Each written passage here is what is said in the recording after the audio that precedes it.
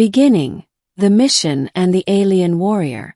I wasn't supposed to get close to her. The treaty between Earth and the Tkara Empire was new, fragile, and full of suspicion. Every human officer assigned to their joint fleet was told the same thing: observe, cooperate, and never ever get personal. Her name was Commander Sereth, a Tkara battle leader whose reputation preceded her like a shadow. Tall, silver-skinned, with armor that shimmered faintly under the ship's low lights, she was said to have commanded entire fleets before humans even discovered warp travel. Her movements were precise, controlled, like every motion was part of some ancient ritual. I first saw her when I was assigned as the human liaison aboard the Verith Prime, their flagship. She stood at the center of the command deck, her eyes fixed on the holographic display of nearby systems. No one dared speak until she did.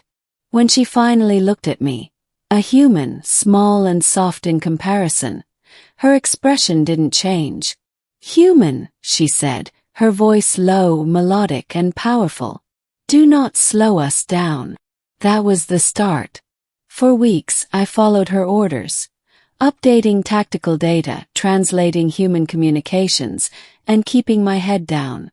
But no matter how hard I tried to stay professional, my eyes were drawn to her, to the way her armor reflected the faint blue light of the ship, to how she always stood between her crew and danger. The Tkara called her the Silent Blade. Humans just called her terrifying. And yet, I noticed things others didn't.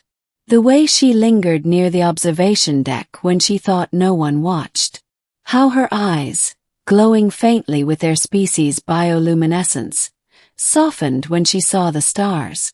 The first crack in her perfect composure came when I caught her looking at a human child's drawing, a peace emblem pinned near my station. She stared at it longer than I expected, her metallic fingers tracing the outline of a stick figure holding a star. Middle, the barrier between us. One night, after a joint patrol, the ship took heavy damage from a pirate ambush. Several crew were injured, including me. A plasma vent ruptured near the lower engineering bay, and I was thrown against a bulkhead. When I woke up, the lights were dim, and I wasn't in the human medbay. I was in the Tkara recovery chamber. And she, Commander Sereth, was standing over me. Her armor had been partially removed, replaced by an elegant medical interface that wrapped around her torso. The Tkara were known to heal faster when in direct proximity to those whose biochemistry matched the life-saving frequencies of their medtech. Somehow mine did. "You are resilient," she said, adjusting a scanner. "Human tissue repairs slowly, yet you live." "Guess we're stubborn like that," I muttered, trying to sit up.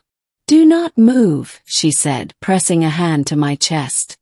Her touch was warm, unexpectedly so for a being of metallic hue.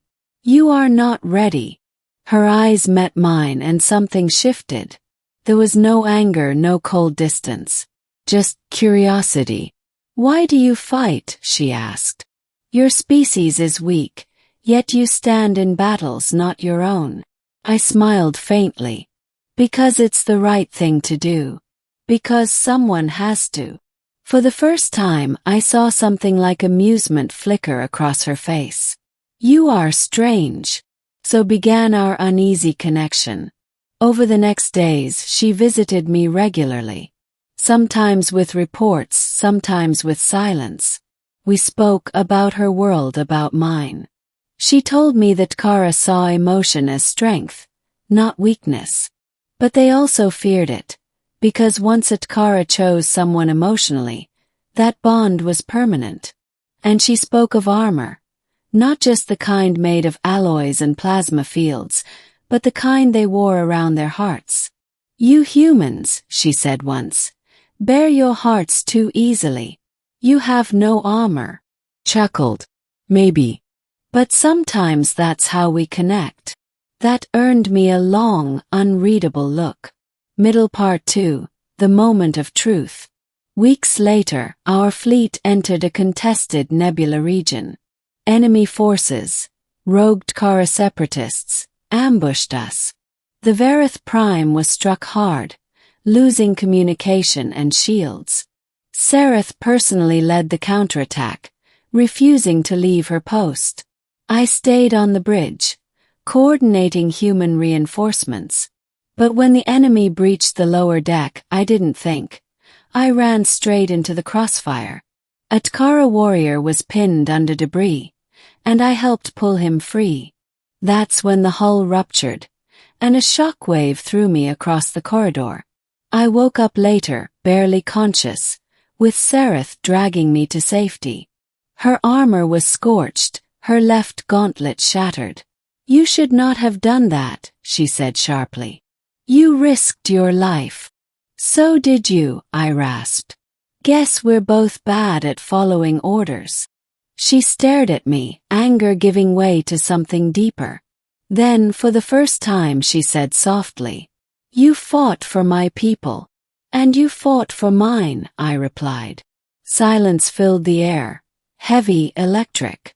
She looked down, her silver armor reflecting the flickering emergency lights. "I do not understand you, human," she murmured. "You are fragile, foolish, and yet my heart stirs when you speak." My pulse quickened, but I tried to play it off. "Maybe you're just curious." Her eyes narrowed. "Do not jest." "I'm not," I said, then added, smiling. "Well, maybe a little." And that's when I said it, the line that changed everything. When she asked me quietly, "What are you thinking, human?" I smiled and answered truthfully, "You." Her expression froze. The hum of the ship seemed to fade. Then, without a word, she reached up and began removing her armor. Climax, the meaning behind the armor. Every click and hiss of the release clasps echoed in the quiet chamber.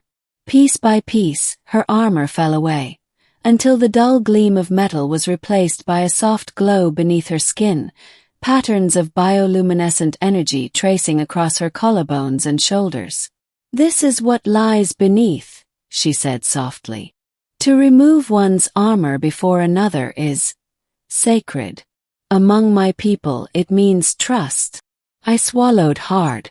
"I didn't mean to." "I know," she interrupted gently. "But you did not mock, nor did you flinch. You saw me." Her voice trembled slightly, the first sign of emotion I'd ever heard from her. "No Tkara has ever seen me like this. Not even my own kin." She stepped closer.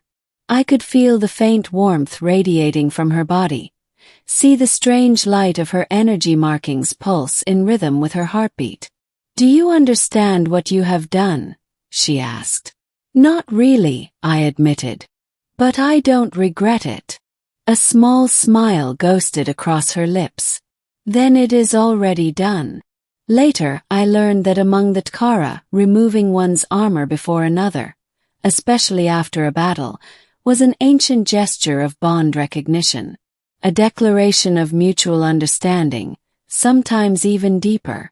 She hadn't done it because of protocol or gratitude. She did it because, in her own way, she had chosen me, ending the silence that meant everything. In the weeks that followed, things changed aboard the Verith Prime. The crew began treating me differently, with a mixture of confusion and respect. Rumors spread that the human had somehow earned the commander's personal favor.